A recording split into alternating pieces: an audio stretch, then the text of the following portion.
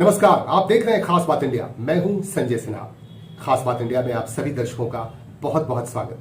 आइए आगे बढ़ते हैं, खबरों की तरफ आपको लिए चलते हैं, लेकिन इससे पहले हर रोज की तरह एक शेर, अकबर इलाहाबादी का एक शेर कि दर्द को दिल में जगह दो अकबर, दर्द को दिल में जगह दो अकबर, इल्म से शायरी नहीं होती।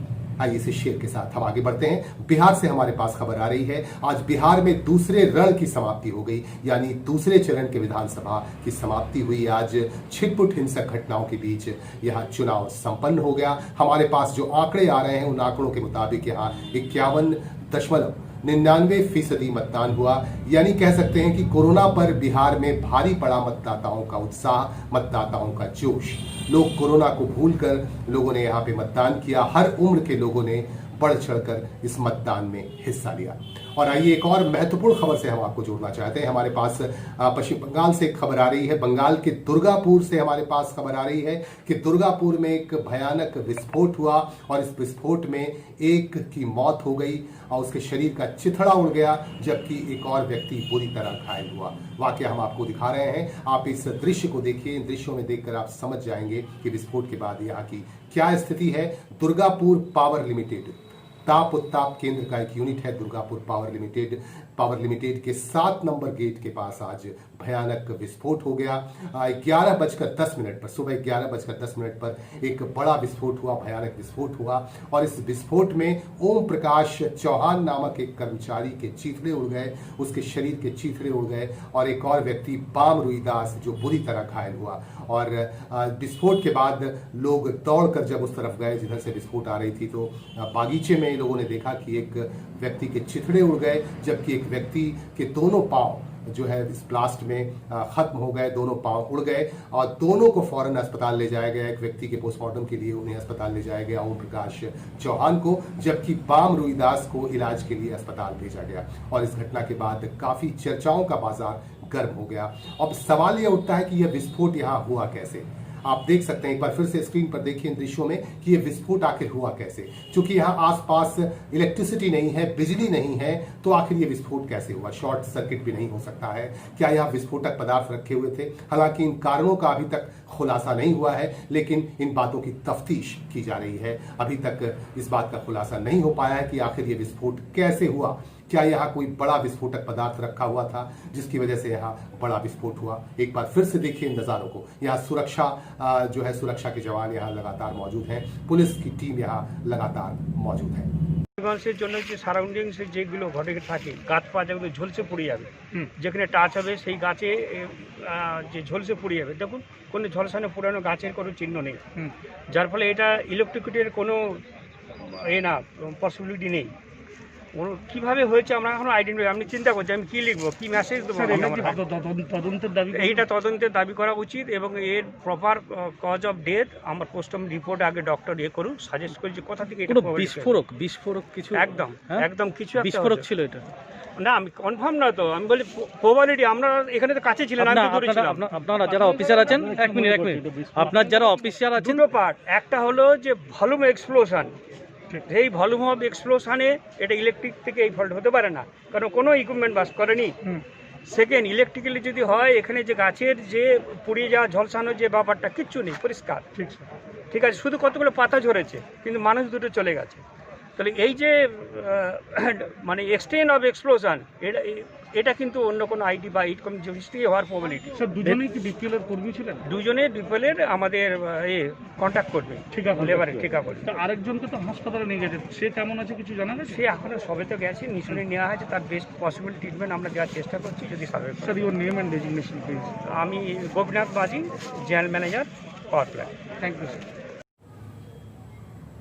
आपके लिए केंद्रीय गृह मंत्रालय से एक अच्छी खबर आ रही है। केंद्रीय गृह मंत्रालय के सचिव राजेश भूषण ने आज नई दिल्ली में पत्रकारों को बताया कि कोविड-19 संक्रमण से ठीक होने वाले मरीजों की तादाद लगातार बढ़ती जा रही है और कोविड-19 संक्रमण से स्वस्थ होने वाले मरीजों का जो प्रतिशत 92% तक पहुंच गया है, 92% तक पहुंच गया है, जो कि काफी संतोषजनक है। और उन्होंने आशा जताई कि इसकी रफ्तार और तेज हो सकती है। लोग और तेजी से ठीक हो सकते हैं और संतोषजनक जो है रिजल्ट आ सकता है। उन्होंने ये भी कहा कि त्योहारों के इस मौसम में कोरोना से बचकर रहने की जरूरत है और तमाम सरकारी नियमों का पालन करें तो बेहतर होगा, क्योंकि सरकारी नियमों का उल्लंघन करना आपके लिए खतरनाक साबित हो सकता है, क्योंकि कोरोना अभी भी मौजूद है आपके आसपास। ऐसा कहना है केंद्रीय गृह मंत्रालय के सचिव राजेश भूषण का। और हमारे पास एक और खबर आ रही है बंगाल के रानीगंज से। रानीगंज में आज आसनसोल म्युनिसिपल कॉर्पोरेशन के प्रशासनिक बोर्ड के सदस्य पूर्ण शशि राय का स्वागत किया गया। पुराना हटिया इलाके में एक सम्मान समारोह का आयोजन करके उन्हें सम्मानित किया गया। आप इन दृश्यों में देख सकते हैं पूर्ण शशि राय यहाँ मौजूद थे और उनके अलावा रानीगंज के और भी गणमान्य लोग यहाँ मौजूद थे और इन तमाम गणमान्य लोगों की मौजूदगी में आसनसोल म्युनिसिपल कॉर्पोरेशन के प्रशासनिक बोर्ड के सदस्य पूर्ण शशि राय का विधिवत उनका सम्मान किया गया और उनसे ये गुजारिश की गई यहाँ के सब्जी बाजार जो है पुरानी जगह पर लाए जाएं, क्योंकि कोविड-19 संक्रमण को देखते हुए यहाँ से सब्जी बाजार को दूसरी जगह पर शिफ्ट कर दिया गया था। लेकिन अब उनसे आग्रह किया जा रहा है कि अब सब्जी बाजार को पुराने स्थान पर ले आया जाए और पुराने स्थान पर सब्जी बाजार काफ़ी सटीक रहेगा और व्यवसायियों को काफ़ी फायदा भी होगा। आपको बता दूं कि पुराना हटिया इलाके में ही सब्जी बाजार हुआ करता था, लेकिन कोविड-19 को देखते हुए इसे अन्यत्र दूसरी जगह पर शिफ्ट कर दिया गया। और मीटिंग जब शेष होगी तो आप लोग कुछ समस्याओं को इनके समक्ष रख सकते हैं। ये हमारे लिए सौभाग्य की बात है कि रानीगंज में एडमिनिस्ट्रेटर के रूप में पूर्ण शशि राय आज हमारे बीच मौजूद हैं। हम लोगों के बीच आशा काफ़ी अधिक पहले से बढ़ चुकी है कि रानीगंज का विकास बहुत अच्छी तरीक़ा से होगा और जो कुछ इशूज या प्रॉब्लम्स जो लंबित पड़े हुए हैं, छोटी छोटी बातें हैं जो अनसुनी रह जाती है या कहीं नहीं हो पाती है, मैंने देखा है पिछले कुछ दिनों में बहुत छोटी छोटी बातों को लेकर ये संवेदनशील है। लोगों की समस्याओं के प्रति इनका जो जज्बा है वो दूसरे कई लोगों से हम लोगों ने सुना है कि ऐसा होता है, लेकिन आप सब इसके गवाह होंगे अगले कुछ समय में। मैं इसके आपको भरोसा दिलाता हूँ। সকলকে আমি ধন্যবাদ জানাই আজকে এই অনুষ্ঠান করার জন্য। মঞ্চে আমাদের সভাপতি আছেন আজকের সবার সামিমদা। ইনি শুধু ব্যবসায়ী নন, ইনি আমার তৃণমূল কংগ্রেসের নেতা সন্দীপ ভালোটিয়াজি, হেডমাস্টার মশাই আছেন, আপনারা সকলে আছেন, আর সঞ্চালক তো আমার নেতা, ভানুদা তো আমার নেতা আছে। দেখুন, রানীগঞ্জের অনেক কাজ আছে। এই যে কোভিড-19 গেল তখন আমি রানীগঞ্জের দায়িত্ব ছিলাম, স্পেশালি দায়িত্ব ছিলাম রানীগঞ্জ বড় এলাকা। আমি হাটিয়া তুলে নিয়ে গেছে সেটাও জানি, আমি নিজে দেখে গেছি, আমি হাটিয়া ঘুরে গেছি। যেগুলো আমার মাল আসে বার থেকে, যেটাকে বাইরে আমরা আনলোড করছিলাম বা হাটিয়ার ওই পিছনটাতে মাল আনলোড করে চলে যাচ্ছিল, এগুলো আমি সব জানি। কিন্তু আমাদেরকে কাজ করতে হবে। এই যে যেমন ধরুন এই হাটটা আমাদের হাট, তা আমাদের হাট থেকে আমরা টাকা পাই, ভাড়া পাই, যেমন পাই 12 লাখ, 13 লাখ, 14 লাখ। কিন্তু এই হাটটা নিয়ে ভাবতে হবে যে যদি আমরা কর্পোরেশন থেকে এটাকে সবার যার যেমন আছে ভিডিও করে, এই যেমন এই দোকানটা এটা ভিডিও করে কত ফুট বাই কত ফুট আছে ওকে দিয়ে দিলাম।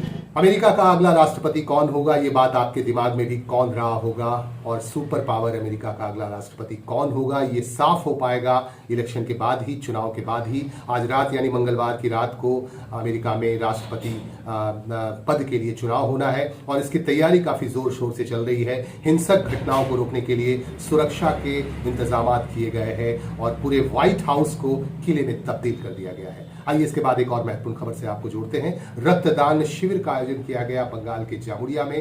यहाँ काजी नजरुल इस्लाम लाइब्रेरी की तरफ से रक्तदान शिविर का आयोजन किया गया और इस रक्तदान शिविर में 30 लोगों ने स्वेच्छा के साथ रक्तदान किया और इस मौके पर तृणमूल कांग्रेस के नेता साधन राय, जो ब्लॉक अध्यक्ष भी है यहाँ तृणमूल कांग्रेस के, और वो भी खास तौर से मौजूद थे और उन्होंने तृणमूल कांग्रेस की सत्तासीन सरकार के बारे में बताया। उन्होंने कहा कि लगातार कल्याणमूलक कार्य किए जा रहे हैं सरकार की तरफ से और स्वास्थ्य सेवाओं के बारे में भी उन्होंने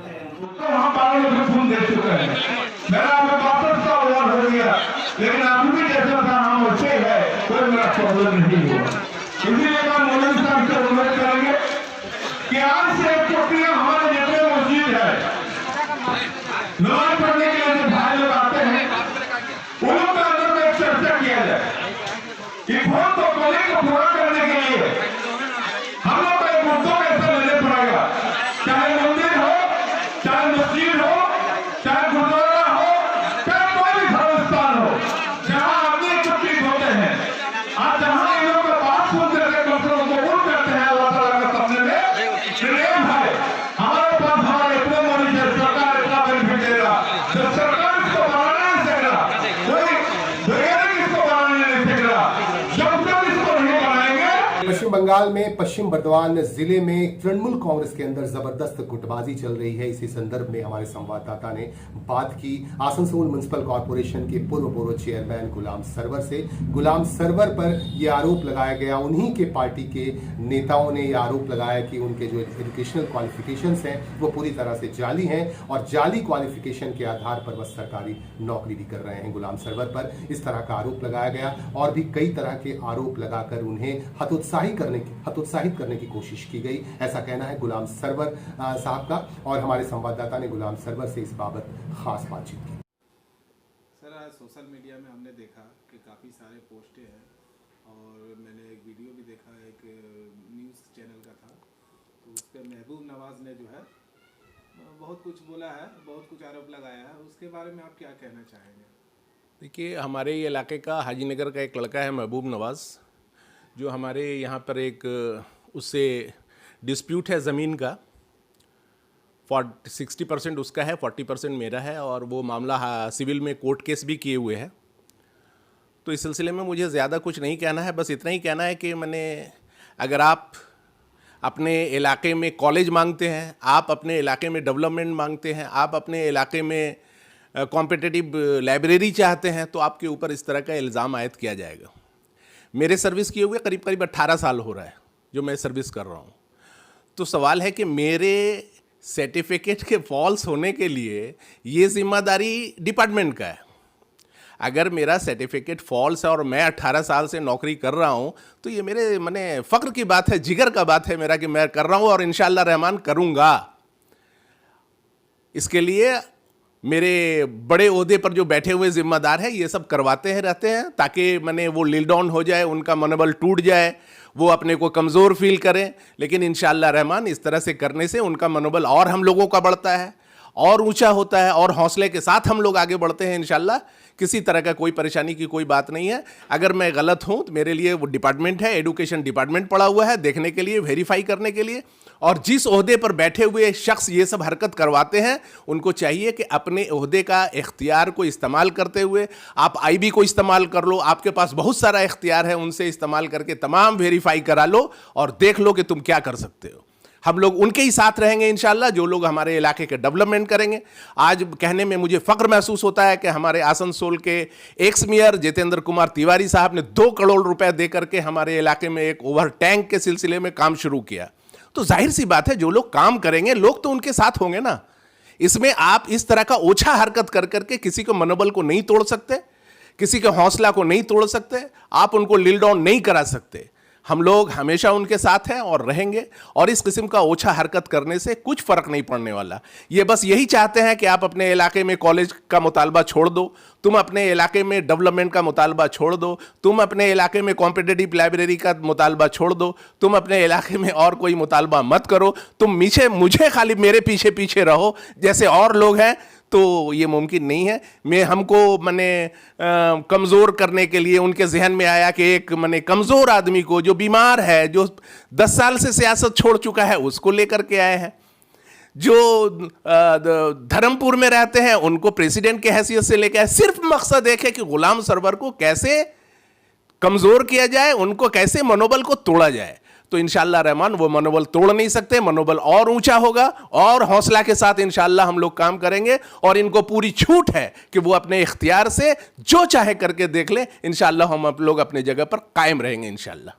खास बात इंडिया आपकी अपनी आवाज है, जनता की आवाज है। अगर आप भी अपनी आवाज को जन जन तक पहुंचाना चाहते हैं, जनता तक पहुंचाना चाहते हैं, लोगों तक पहुंचाना चाहते हैं, तो आप हमारे साथ संपर्क करें और हमें पूरी जानकारी भेजें। हमें इंतजार रहता है आपकी प्रतिक्रिया का और आपके सुझावों का। आज के लिए बस इतना ही। नमस्कार।